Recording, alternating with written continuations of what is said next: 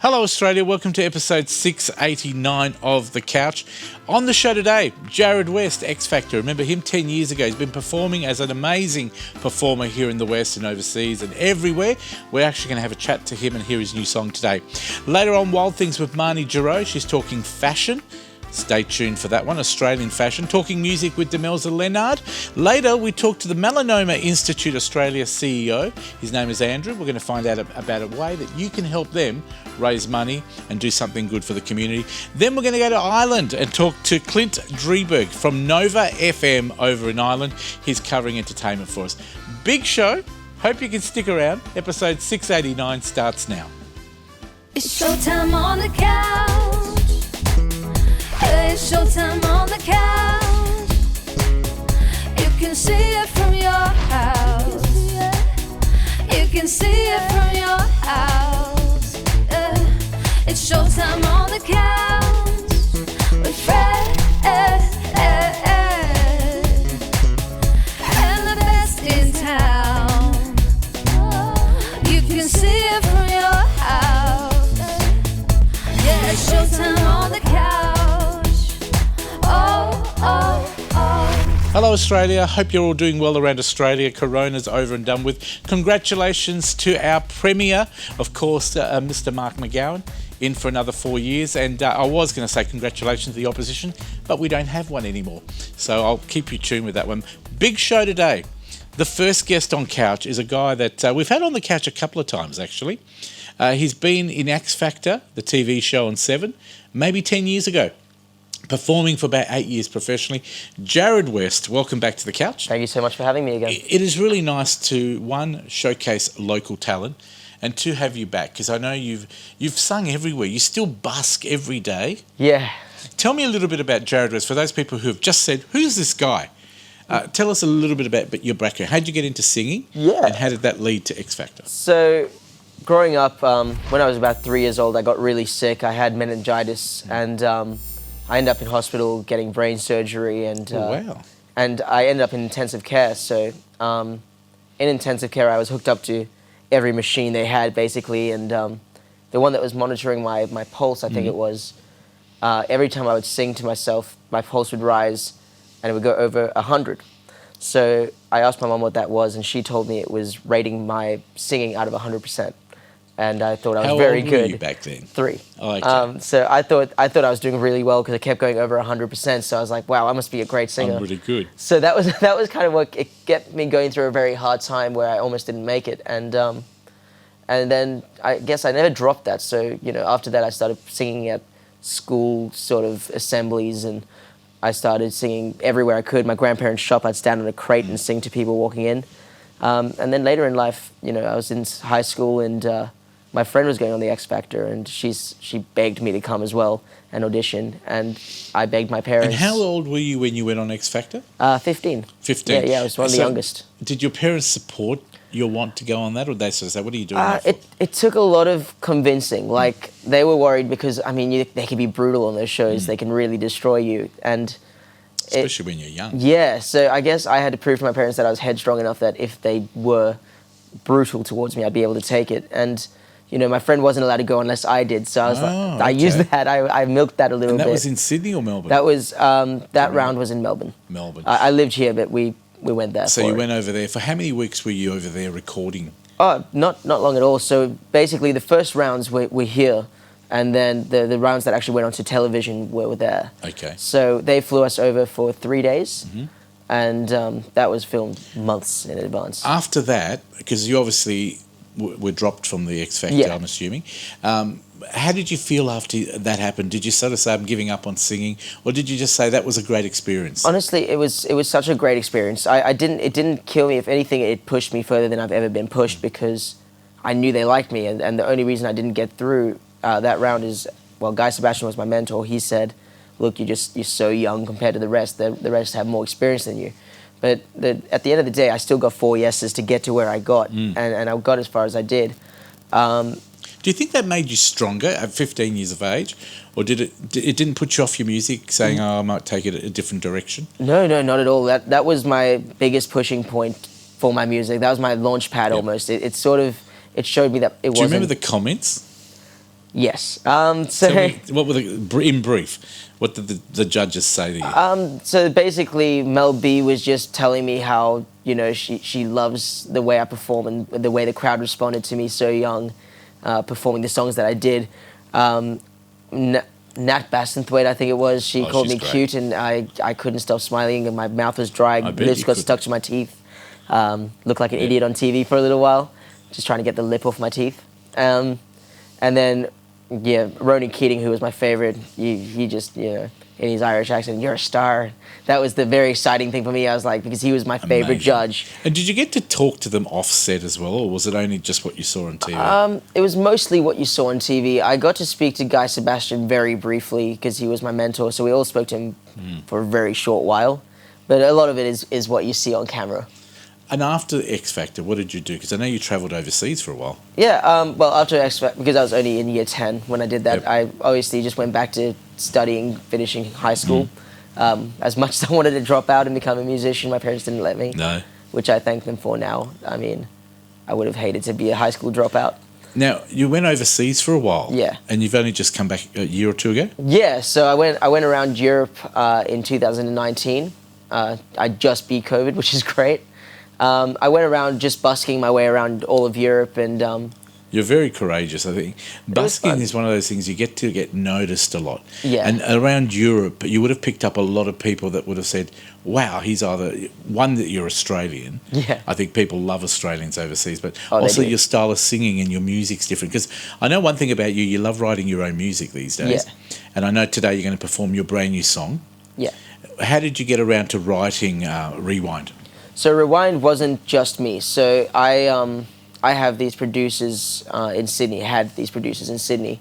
They were here for a while, and they had this rough outline of a song, and they asked me to come perform this song, like record this with them. And while I was in the studio, there was certain lyrics I didn't like, and there were certain lyrics they didn't like. So we got together. We made this song.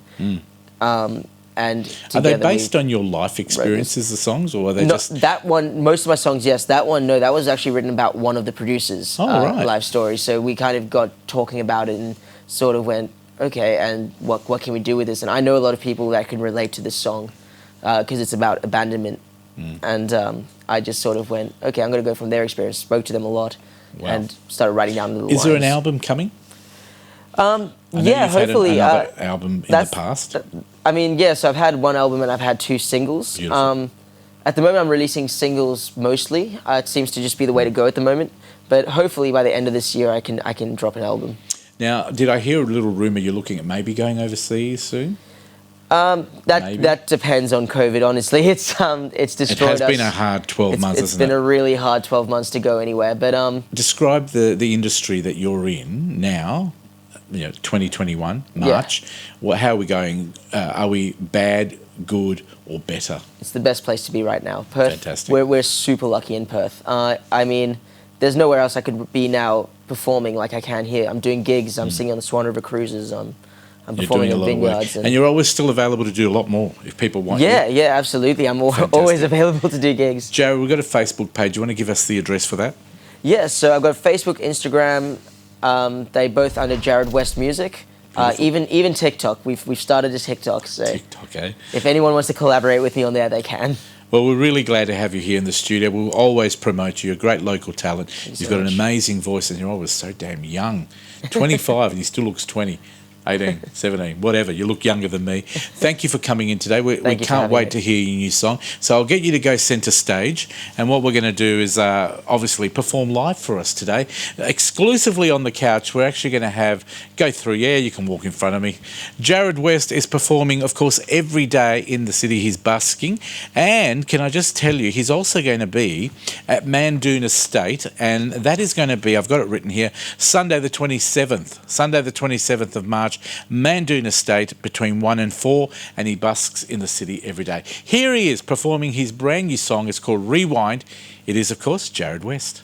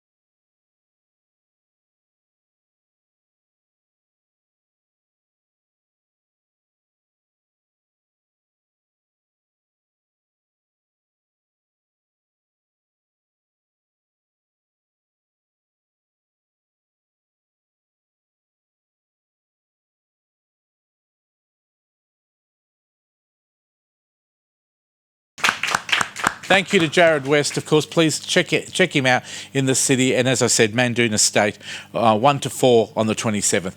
We're going to take a break and we're going to come back after the break. Marnie Giroux is talking fashion on Wild Things. You're watching The Couch, only on Foxtel. See you then. Well done.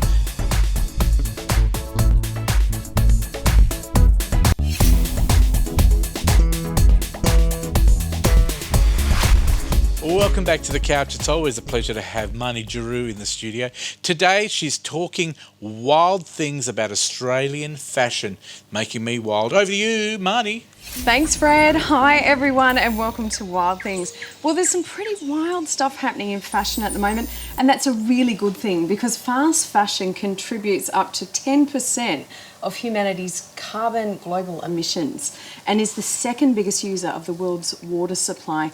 85% of all of those textiles wind up in landfill, and that's equivalent to a garbage truck dumping textiles every second around the world.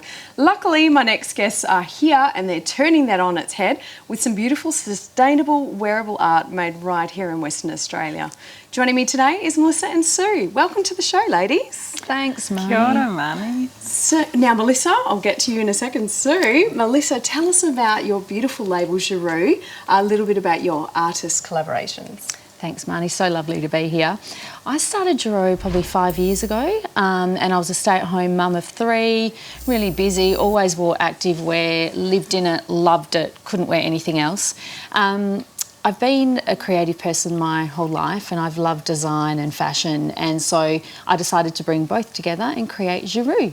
Fabulous. Yeah. I think at the time as well, what was interesting is I really looked at the fashion industry and I was a little bit shocked because everywhere I looked there was just mass garments. And when I started it was actually really quite difficult because I'll actually never forget when one of the first phone calls I ever made was to a man who used to be a manufacturer in Western Australia in the fashion industry. And I rang him up and I said, look, this is what I'm thinking of doing. And he said, Melissa, forget it. Don't do it. You can't make it work. It's just not going to work. Particularly, you can't make garments in Australia. Right. But I thought, I didn't take no for an answer. I thought there had to be a better way. I didn't want to make mass, and it was really hard because when I looked at manufacturing offshore, they wanted me to order 5, 10, 15,000 pairs of leggings. Wow. And I thought, I can't do this. From an environmental perspective, there has to be a better way. So I created a manufacturing facility in North Fremantle and started designing and making all of my own limited edition activewear. Fabulous. Yes. Now, what I'm really impressed with, as well as the environmental factor, is you collaborate with artists. Tell us a bit about that. I do. So I'm very much an artist advocate, and I really believe that the arts is quite undervalued in many regards. And I think, you only have to travel overseas to look around and realise that we look to the arts for an eye and a view on culture. So for Giroux, I really wanted to hone in on the arts, and I wanted to create a business that would give artists a profile and encourage them to continue with their work. I've been so lucky to work with Sue. Yes. Sue's an amazing West Australian artist. So, Sue, tell us about your beautiful arts practice. What do you enjoy most about it?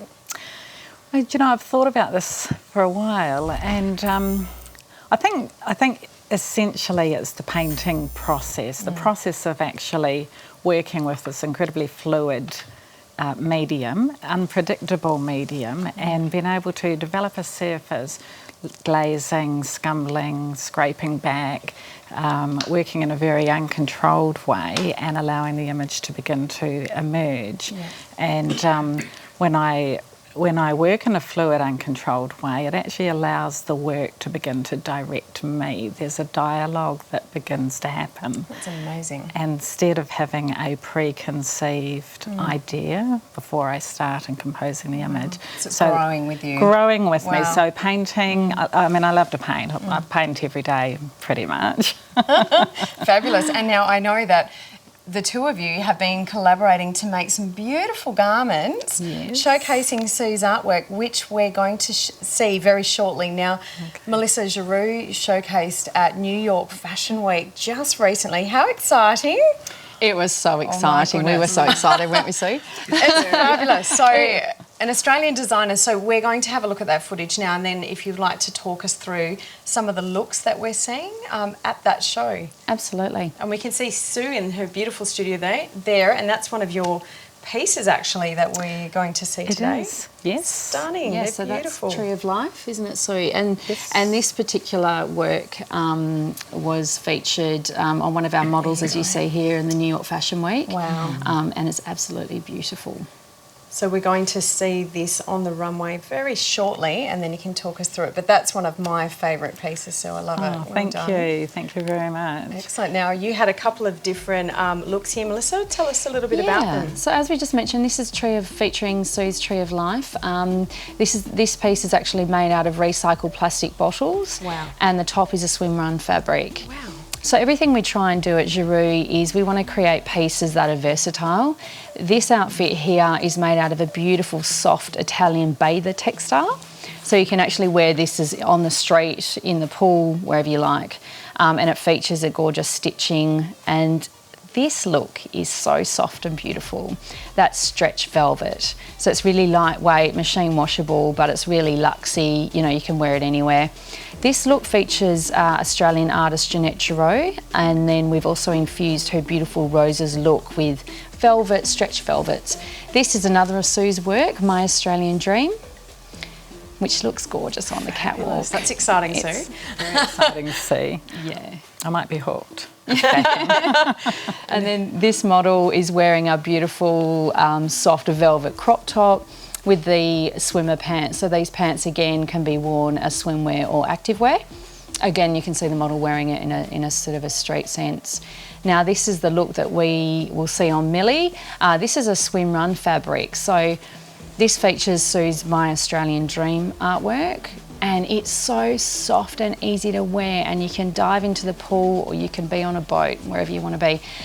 This look again is our beautiful soft velvets and features the My Australian Dream artwork by Sue. Absolutely stunning. Well done, ladies. How exciting to be showcased on the top of a skyscraper, no less, in New York. Absolutely amazing. Quite incredible. Now, Millie is in the studio today, and you mentioned that she's wearing that particular piece of Sue's artwork. Yes. Can you just describe briefly what she's wearing there, Melissa? Absolutely. So she's in a swim run fabric, which is beautiful, lightweight, easy to wear.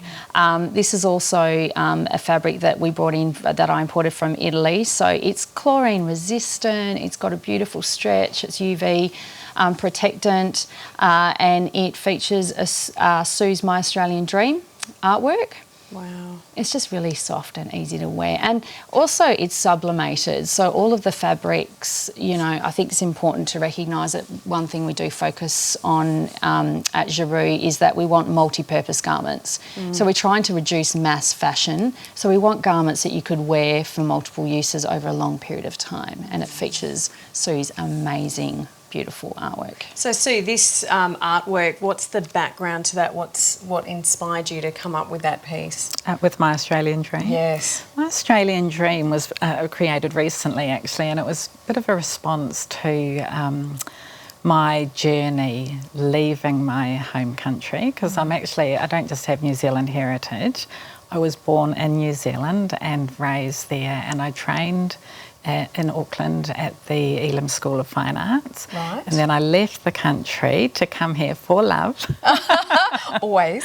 left my beautiful homeland, Right. which I'm fiercely loyal to, New Yes. Zealand, and came here in, I'm not sure when it was actually, late 90s, so it's been a while. So My Australian Dream really, for me, working on that piece really embodied that sense of new beginnings and the journey, the excitement that I feel coming to a new land and starting a new, just having a vision for a new future, a better future here in Australia. Oh, that's fabulous. And interestingly, Marnie, I've actually been here now almost the same amount of time that I had lived in New Zealand for. Gosh. So 23 years, and the duality of that has created a real sense of I really am Australian. You are. And I really am New Zealand. And it is your Australian dream, and fabulous work. Congratulations, both of you, for that stunning collection and for showcasing on the world stage.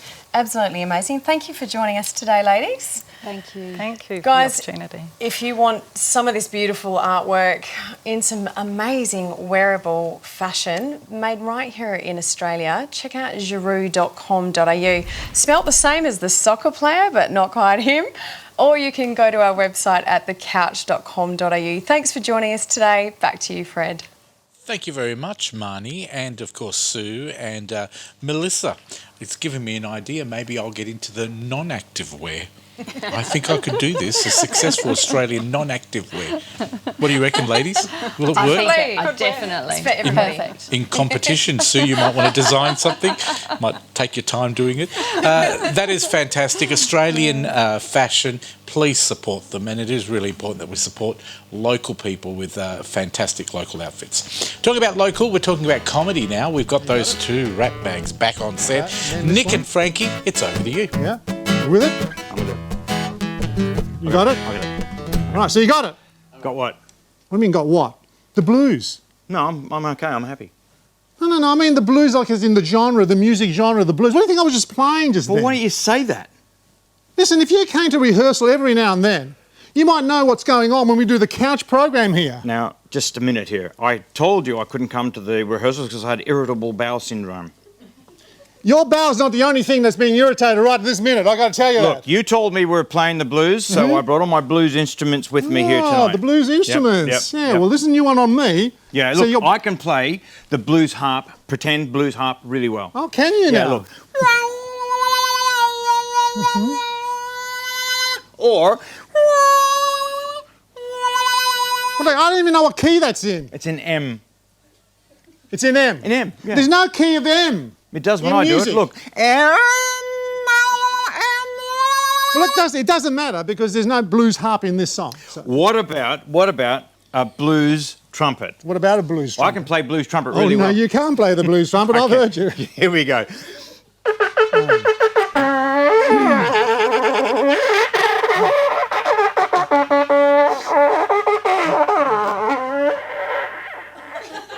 What, no good? No, actually, I think you've improved. That's really good. And There's no trumpet in this song. Well, what about blues cowbell? There's no blues cowbell. Yeah, look. Never heard of that. I can play it really well. Ho! Oh, shit, Once I'm again, you can't play the blues cowbell very well a at bit all. worrying about making No. it rain. There's no blues cowbell in this song. Hang on, just a minute. If there's no harmonica, pretend harmonica. Yes. No trumpet. No. No blues cowbell. Yeah, no, there's none. Well, what kind of blues song is this? Oh, well, you see, it's not quite a blues song. It's more like an Italian blues rock song, you see. Okay, I'm Yeah. intrigued now. All right, so just bear with me here. It goes like this, all right? Actually, this probably could lend itself with a little bit of your blues harp, all right? So here we go. Abbronzati tutti chiazzi, pelli rosi impoponazzi, sono i ragazzi che prendono il sol, ma c'è la una che prende la luna. What kind of a blues song is that? Tintarella Oh, right. di luna, Okay. tintarella che loro latte. Now, this is rock. Woohoo! Tutti i notti sta sul tetto, Yeah. sopra il tetto con i gatti. Right. Ma se c'è la luna piena, Alright. tu diventi candida. Right, Nick, your turn. Bibbidi bobbidi bibbidi boom ding. Bibbidi bobbidi bibbidi boom ding. Bibbidi bobbidi bibbidi boom ding. Bibbidi bobbidi bibbidi boom Now, hang ding. on, wait a second. What? You can't sing bippity boppity bippity boopty. Why? What do you mean why? Because it's gibberish. It's So? not Italian. People are going to think we're racist. So? What do you mean so? You got to use proper I Italian saw words. that on Family Guy. Hey, bibbidi bobbidi bibbidi boobdi. It doesn't matter if you saw it on Family Guy or any other program. Well, look. You got to use proper Italian so you're words. Italian, right? You speak Of course, Italian. yeah, you know I'm Italian. You speak Italian. Yes, I speak very well in Speak some Italian. Italian. Right? So, io parlo italiano Yeah. come un professore di italiano. It's 1524. So, I can speak some Italian. oh, can you now? Hi Franco, buongiorno, come stai? yeah, yeah. Ah, bene, bene, andiamo, andiamo. Well, that's not too bad, actually. speak Italian. You have learned something being around A little me. bit. Did I ask you to change my tire? No, I don't think so. All right. Anyway, you got the idea. I have. We'll do I that have. verse again. All right. And so long as you come in with Italian words, All right. then we won't be called racist, all right? Okay. All right, here we go. All right. Tintarella di luna, All right. Sinta del che loro latte, tutti noti sta sul tetto, sopra il tetto come i gatti, ma se c'è la luna piena, tu diventi candida. All right, your turn again. Cappuccino, cappuccino, ravioli, ravioli, scallopini, scallopini, mortadella, mortadella, ravioli, ravioli, spaghetti marinara.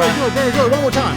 Ravioli, ravioli, cappuccino, cappuccino, mortadella, mortadella, whatever that other one was. Ravioli, ravioli, spaghetti, I prefer marinara. Spaghetti marinara. Spaghetti marinara. Spaghetti marinara. That was very good. Very Yeah, thank nice. you. I like that. I like the way you came in. Finally, we did something on the couch Prego. that I'm proud of. Prego. And you got together. But I still got irritable bowel syndrome. That's true. Actually, I think Fred's getting irritable Nick syndrome with your Always entertaining, always funny, and always annoying as well. They'll be back next month with another comedy act. Nick and Frankie, please support them. They're 100% local as well. Local is what we do here. Guess who's coming up now? 100% local music with the DemelzaLenard.com. Hello. I was just going to say, you're DL Social as well, aren't you? Yes, I am. And a lot of yes. people don't know because we never talk about social media. No. But I thought, give you 30 seconds. Tell us what else you do in your normal life. So, by day, I'm Yep. a social media marketing consultant and I run my own business, and we look after clients from small business to consulting with them if they want to do their own marketing or So social can you media. tell people how to make money from using the social media? Yeah, I can help them devise the strategy and show them how to implement that, Beautiful. or we can manage it for them. There you go, DL Social. Yeah. Check it out. We'll have the website at the end of the segment. But we're talking music now. We haven't seen you for a while because you've been busy. We've been busy. Yep. And today we've got lots to talk about. I We noticed do. you got. Is it Alice Cooper? Am I reading things? No, you're It's seeing accurate. it properly. It's Alice Cooper. Hard rock, eh? He has spoken to an Iowa radio station, a host by the name of B-Sox, Mm-hmm. and has said that he believes that hard rock is making a resurgence, and we are going to see it make a resurgence over the next couple of years. So if you are a rock fan, I'm pretty sure you're pretty stoked about that. Well, that Alice news. Cooper was around when we were kids and Yeah, obviously before even- my time as well. I mean, look, whilst it wasn't Schools Out, it Poison was. I think I was 8 years old when Poison came out. So for me, that's how I kind of was introduced. And now he's doing his own radio shows, and he's got a book and I'll all say sorts. here in Perth, a lot of people will probably remember Alice Cooper was on 96 FM. Yeah. Was it called Nights with Alice Cooper? Yeah, for and quite it some rated time. so well, but then the new 96, when it got bought out by ARN, they decided to scrap it. But Yeah. it was very successful. It was a great show, especially to listen to that type of music. I think so. Great to see him back Yeah. on TV and music as And well. so he's basically saying that with the way that music is, your streaming and all that type of stuff, younger kids are going to start picking up on that snotty, arrogant nature that you had with rockers, and that they're going to use some of that to influence themselves, and we're going to see that generation start coming through in the next couple of years. It's like everything old is new again. Exactly. Fantastic. Now, did I read correctly? Backstreet Boys are back. I kind of figured you'd do that. Yeah, I They're know. not officially back yet. So last year, before COVID locked everything down, they were due to tour both Southeast Asia as well as Australia in May. Now, obviously, that got postponed. It was postponed to this year. However, they have released a bit of an edited montage telling their fans that they will be heading to Australian shores March 2022. If you have tickets, hold on to them. They will be valid for the new date. If you can't make those dates, then go to the place of purchase for refund details. There's that video we were talking about. People are looking at Yeah. it right now. It's interesting. They've got to sound like Human Nature and a few of our other bands, but it'll be nice to see the Backstreet Boys back. Is it all original, all the original cast again? Yeah, all 5 of them are back. They were touring for a while with just 4 of them. Kevin Kevin Richardson left the band because he was the older member of the band. He has come back, and this is the DNA tour. So they released an album late last year. So this is the tour to complement that particular album. They have been working with DJ Steve Aoki. They've had multiple new songs that they've released as well. So it'd be interesting to see if they've got even more stuff since lockdown. Now, I've had a bit of email for people saying that Demelza is misleading us all. When is ABBA releasing those 2 songs, Demelza? Do you know what? You're going to have to talk to ABBA. You're going to have to talk. What's happened with them? First, it was 3 years ago now. Yeah, it's literally it's coming out November. It's coming out December, and what are it's we just waiting keeps pushing for, back bud? and back and back and back. Do you know what? I think they've got the perfectionist bug. Yeah. I think they keep going in and they're not happy with what they're doing, and yeah. And do you reckon they're also milking it for all they can get? Because the more they delay it, the more people hang on. That's the thing, but it can work against them, and then it's a massive flop. Hey, is it right that I read here, Selena Gomez, she's obviously doing something right, not like us. She's looking at retirement. How old would she be? She's 30? 28. 28, I said 30. Well, you've got to remember, she's been in the entertainment scene. She was one of Barney. You remember Barney the Dinosaur? Yeah, I do. She was one of the kids on Barney the Dinosaur, and then she's moved in and she's done everything from the kids' TV, and then she was Bieber's girlfriend for quite some That's where I time. remember And her then from. but she's also a singer, and she's been doing this for a while now. She said a lot of people still don't take her seriously when it comes to music. She's been doing this for a while. She's going to give it one more try. And if nothing comes of it the way that she wants, then she's going to continue pursuing her acting and her producing. She's going to do a bit of a Zach Kirkup from the Liberal Party. It's over, finished. I'm not but can I just touching say, that it'll one. be sad to see her go. She's a great little artist, and I think she's doing a great But I job. think also she said she wasn't happy with the music that she was releasing. She felt that it was highly sexual, but to put herself out there with the Ariana Grandes and the Demi Lovatos, it was something that she had to do. Isn't it funny, in 2021, we're talking about sexualising women in music clips and that, and I would have thought by now women can say no. You know, I would love to see more strong women saying, I don't need to do Look, that. I think there's a lot of, we'll leave this for another episode, but there was a lot of people, there's a lot of interesting conversations that are being had about the music industry at the moment, particularly with things like what's happening with Marilyn Manson moving forward, but we'll definitely go into that in depth. Sounds fantastic. Now, we're going to look at the top 3s. Let's have a look at this week's top 3. Okay, let's have a look. And number 3, please. Yes, coming in at number 3, it's The Kid Laroi with Without You. And at number 2, another great song. Yeah, Driver's License, Olivia Rodrigo. Now, number 1 is a bit mysterious. I haven't heard this song. Really? This song was number 1 for the Triple J Hottest 100 for this year. It is Glass Animals with Heat Waves. I quite like this. I Which like of the the three Diplo do you like remix. best? I like Heat Waves. Fantastic. Heat Waves. The Diplo remix is the one that I Now, like. have we heard if there's any big artists coming to Perth? Anything in the music scene? Guns N' Roses are still on the way, and Kiss are on their way as well. Yes. I'm not having a fit, by the way. That's just my bad kiss. They are on their way. It's going to come down to what's happening around the world, I think. And ABBA with might whether be that goes releasing ahead. those 2 clips. We're Don't going to hold your hope. breath. We're going to hope. I'm going to release my own ABBA clip. I promise you'll see it Do next. it. Next time you come in, you will see the clip that I did in Greece, the Mamma Mia version, Fred style. Let's do it. Demelza Leonard, what is your website, Demelza, into this beautiful camera? DemelzaLeonard.com or dlsocial.com.au. dlsocial.com. There it is on the screen. Demelza Leonard, you were correct, so you win the money. Thank you. Well done. Have a great week. Look after that family of yours. I will. Little Hunter is how old now? 4. I was going to say 34, but yeah, 4 and going on to 40. Pretty much, yeah. Oh, Fantastic. yes. Do you reckon whoever come in and do a segment? He will take over your show. He won't maybe- just do a segment. Tell him we say If you hello. need a fill-in. Thank you very much.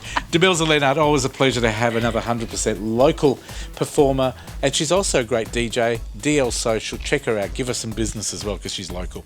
We're going to take a break. We're going to be talking about a fantastic charity coming up right after the break. Stay tuned. You're watching The Couch, only on Foxtel. See you then.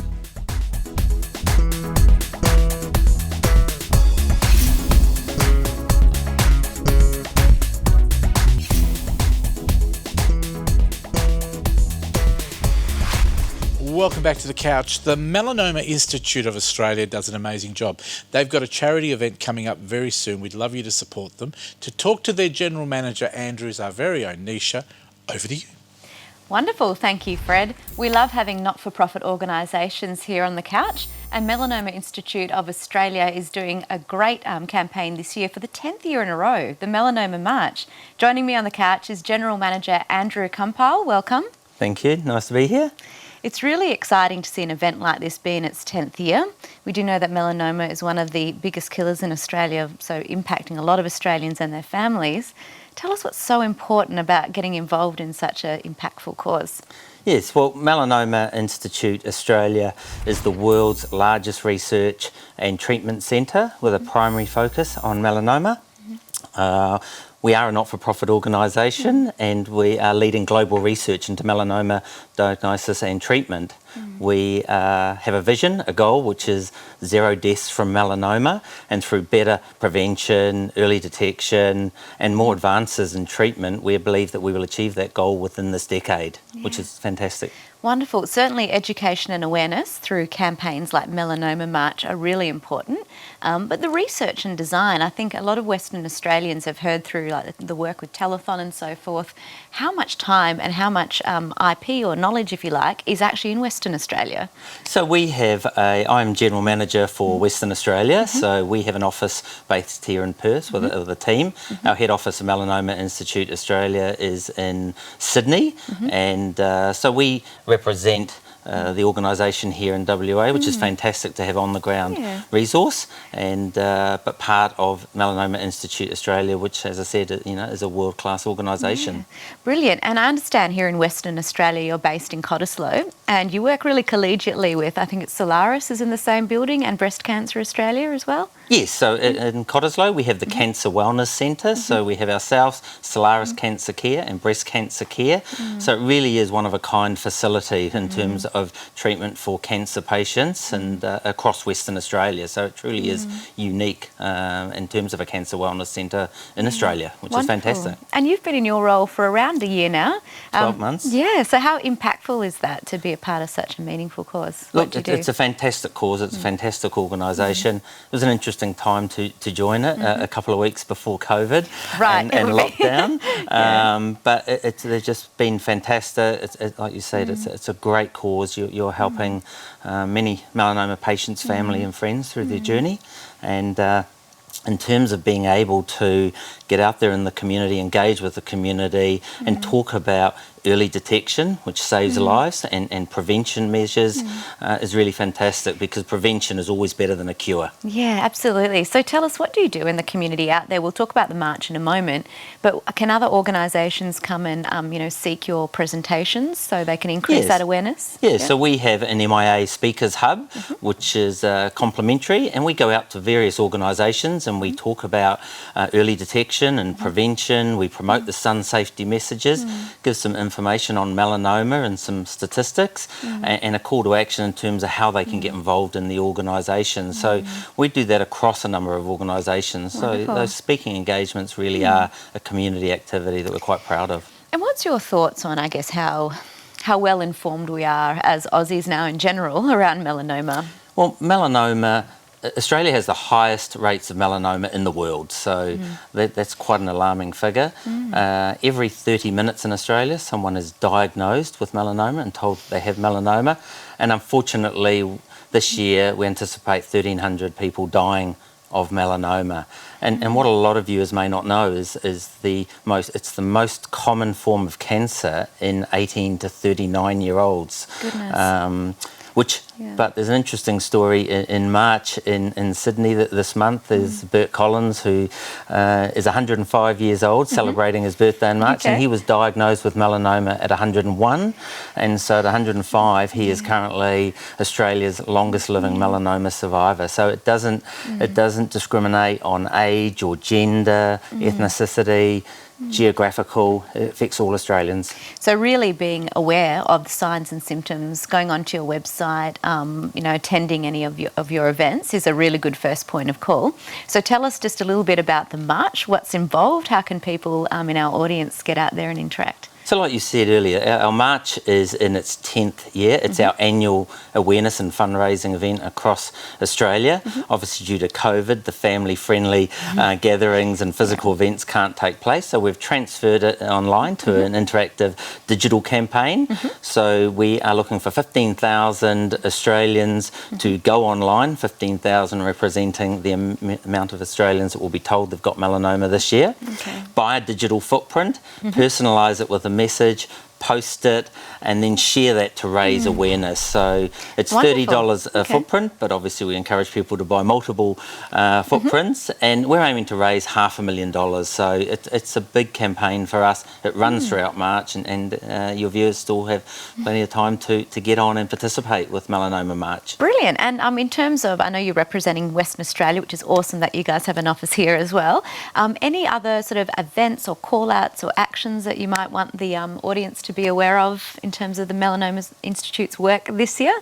So what we'd like them to do is to get online to melanomamarch.org.au for further information on our organisation. It's melanoma.org.au, which has lots of information on the organisation, but certainly for Melanoma March we would love to be able to get lots of Australians to participate while they can.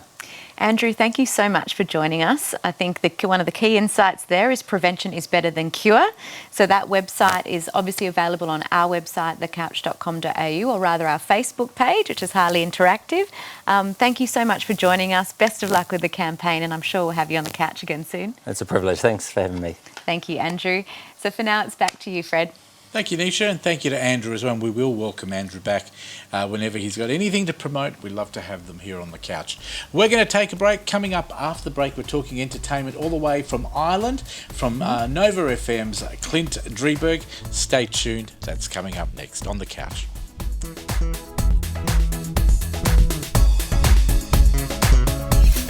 Connect with the Couch online through Facebook, Instagram, and YouTube.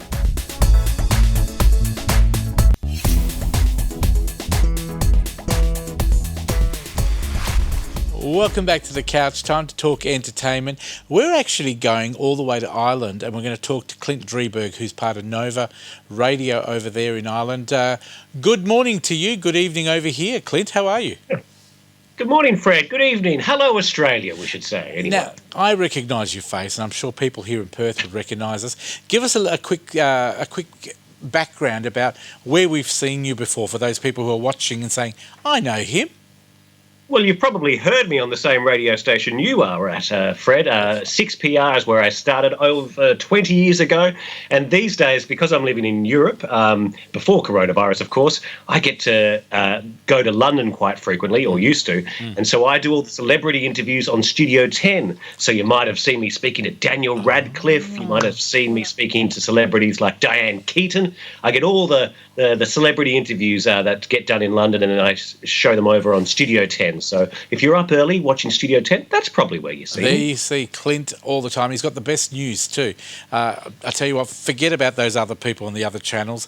Clint Drieberg is our man. Well, thank you. I do appreciate you helping us out here at the couch as well. And it's nice to see you on the screen as well, because I know when we do the 6PR thing, you're always on the radio, on the phone. So it's nice to have you here. We've got some great topics to talk about. Shall we lead into the Harry and Meghan interview? Did you watch it? Oh, come on, Fred. Did you watch it? I watched it about 4 days later, and I was disappointed, Clint. I thought I couldn't see the point of a lot of the allegations. You know, I think, you know, when she said, someone said, asked me if my baby's going to be a different colour or whatever it was, and then she said, but we're not going to tell you who it is because it causes too much trouble. So why bother mentioning it? Yeah, well, see, I really enjoyed it. And I guess the controversial part to enjoy is that it was so shocking. This is the royal family exposed like never before. And whether you like the royal family or not, of course, in my half of the world, there's a lot of talk about the royal family. Yep. And in Australia, we're probably about to get rid of the royal family. But whether you like them or not, what was said, whether it be true or not, is quite shocking. And Oprah really just does it well, I think. We haven't seen Oprah like this since, remember Michael Jackson she spoke to in the 90s? Yep. 60 million people watched that interview, and about the same amount of people have now watched Harry and Meghan. It's kind of interesting. I thought there would have been more people watching Harry and Meghan now that we can watch it online and stream it and that sort of thing. But yes, 60 million people watch this all over the world. And will it change anything? Well, I think it might. I think the royal family will have to take a serious, long, hard look at itself after some of the revelations that came out, provided they're true. What happened? Prince William sort of said something that they're not racist. Prince Charles was going to say something, but they ushered him away. And the Queen has written a statement saying she's going to call Harry and she wants to bring the family together. So, look, I hope they do all get back together, because there were some serious issues there that were spoken about by Harry and Meghan. And they're obviously a lot happier where they are in California, isn't it? And we wish them the best. But they have moved away from the royal family, but they still want to remain relevant. So it's this kind of, you can't have your cake and eat it too. Like, they were royals, now they don't want to be royals, but they still want to remain relevant. I think that's most of where the anger came from this interview, is why were they talking in the first place if they don't want to be royal?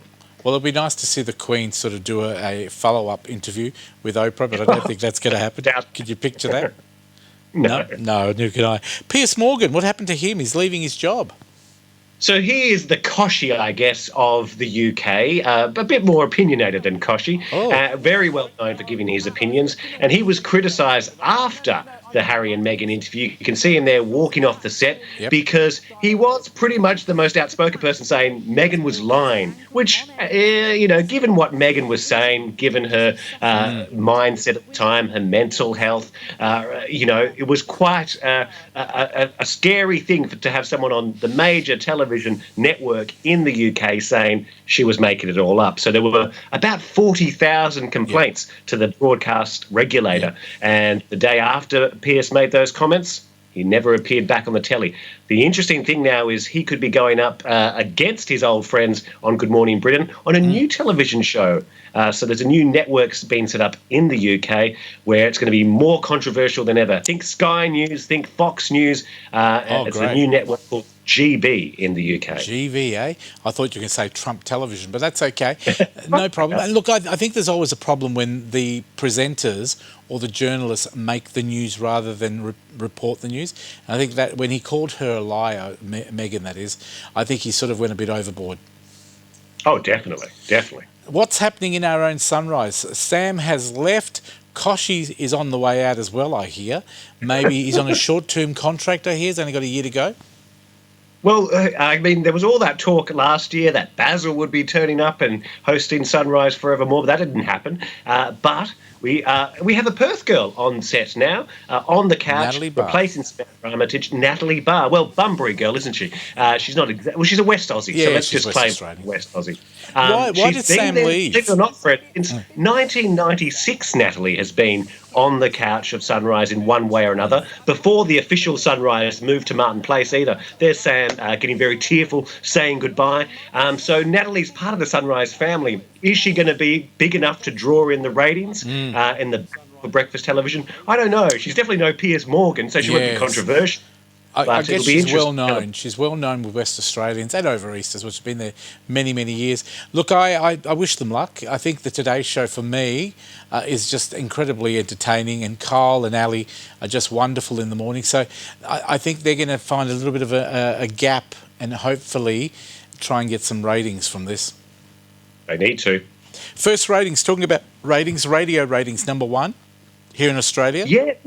This is quite interesting. I mean, the first radio ratings for the year normally aren't such a big deal, but because there's so much new stuff going on in Perth, over in Melbourne and Sydney, there's some new shows as well. But interestingly, after the pandemic and stuff, radio is still thriving in Australia. Lots of people listening to it. Nearly 2 million people are listening to the most listened to radio station in Australia. It's called Smooth in Sydney. Then if you go across to Melbourne, Christian O'Connell over in Melbourne is the most listened to breakfast show. In Perth, it's quite interesting that all the talk about Basil Zemplis leaving 6PR and moving over to Triple M, it didn't really translate to big ratings, unfortunately, for Triple M. Nova is still the #1 in Perth. And nothing much has changed in Western Australia. And you would have heard Fred Boddicker's resigned again for the 15th millionth time. And Dean Clares from Mix, that retired from Mix, is now taking over that breakfast slot. Exactly. So lots to spice it up in the mornings and keep listening to radio. Now, what's happening with the Bee Gees? They've got a biopic coming up. Yeah, the documentary came out at the end of last year, which was a fantastic documentary. And now Paramount have announced Kenneth Branagh, or I should say Sir Kenneth Branagh, the legendary actor and director, he's putting together a Bee Gees biopic. And it's going to be actually written by Perth boy Ben Elton. He's going to be doing the script. So this will be a very interesting sort of story, the whole story of the brothers, the Gibb brothers, from their little home to their huge successes on the music charts. I think it'll be really good. And with a bit of Kenneth Branagh touch, I think this will be a really great film. Sounds good. And what's happening with Tina Turner? She's got a new documentary as well.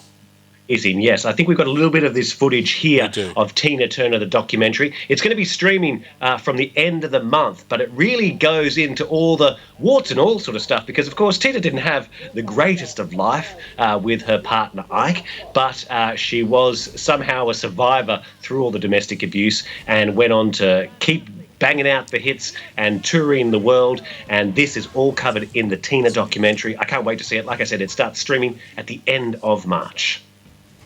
Thank you very much. I look forward to that one. I love Tina Turner. And what's happening with the AFL Grand Final? It's back on the afternoon this time. Yeah, we had the evening grand final in 2020, of course, because coronavirus and all that, and it wasn't at the MCG, was it? Wasn't that a shock? Yes. But this year, it'll be back at the MCG, fingers crossed. Unless something happens.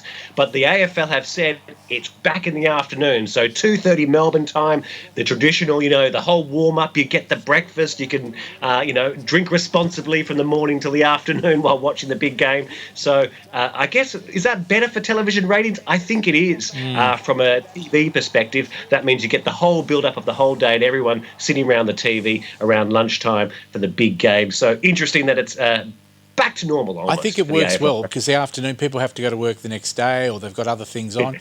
They can have a bit of a sleep in and get home early, which is good. Now, Ashley Zuckerman has scored a new role in a new, should I say, TV drama in the US? Yeah, this is a big job. Now, Langdon, people obviously know Tom Cruise doing these films, playing the role of Langdon in all the films. And now Ashley Zuckerman, you probably know his face from the Rush TV show on Channel 10 a few years ago, the police show. He's moved over to Los Angeles. Wow. He's scored the role.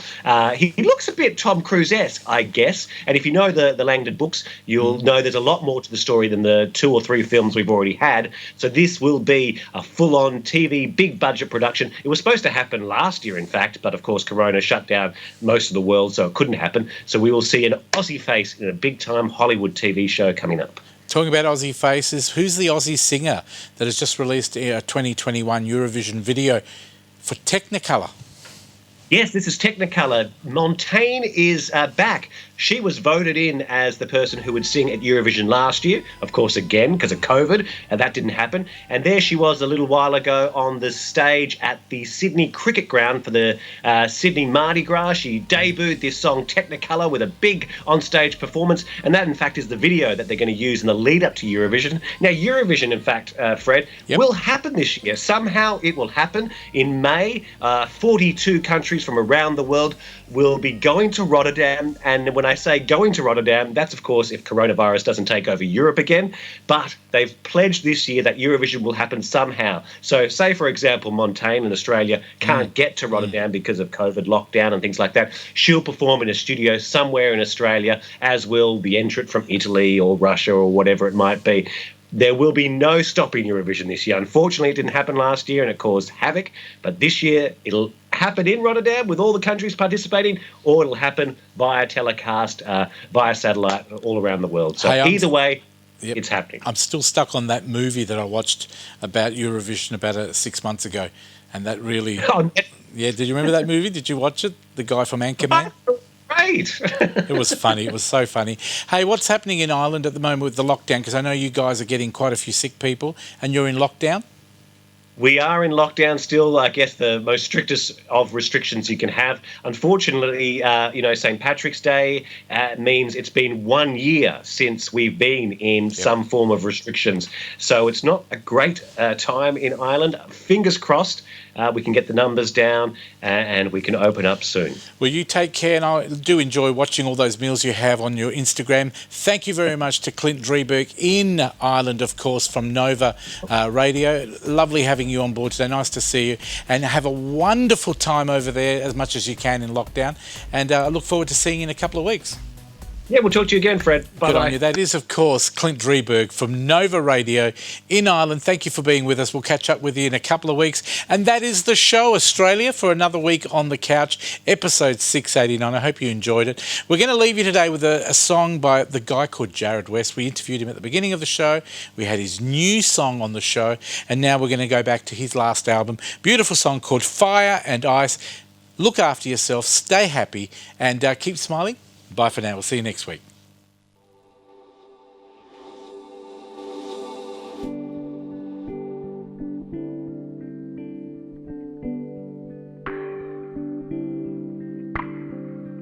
He left you with scars, and I try to heal, but I can't change your past or your anger, my dear. I can't always be there. No, I can't always be there to dry up your tears. So dry up your tears.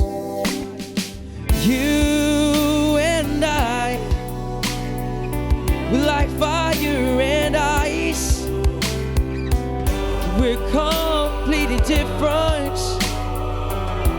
on opposite sides. I am the dark, and you are the light. I don't wanna argue, I don't wanna fight. I'm turning the pages of every book I cross. I try to push through the pain and the fuss. I try to take things slow.